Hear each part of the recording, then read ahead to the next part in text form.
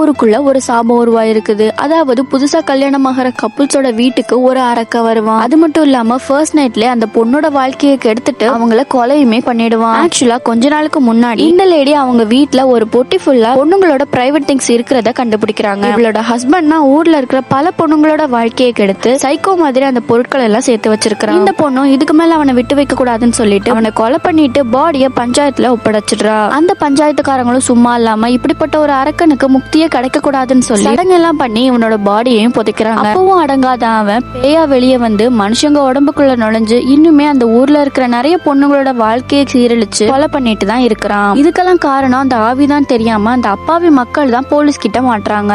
அதுக்கப்புறமா ஒரு பாய் முன்னாடி வந்து நடக்கிற உண்மையெல்லாம் எடுத்து சொல்லி இதுக்கெல்லாம் அந்த அசுரம் தான் காரணம், அடக்கணும் அப்படின்னா சிவனோட அருள் பெற்ற ஒரு பெண்ணாலதான் முடியும்னு சொல்றாரு. அதுக்காக ஊர்ல இருக்கிற பெரியவங்க எல்லாரும் ஹீரோயின் கிட்ட உதவி கேட்டு வராங்க. ஹீரோயினும் வந்து சடங்கெல்லாம் பண்ணி மந்திர கட்டு போட்டு இது 15 நாளுக்கு அவிழ்ந்துடக்கூடாதுன்னு சொல்றாங்க. ஆனா வெளியூர்கார ஒருத்தனால அந்த மந்திர கட்டு உழைஞ்சு அவனோட உடம்புக்குள்ளே அந்த பேய் வந்துடுது.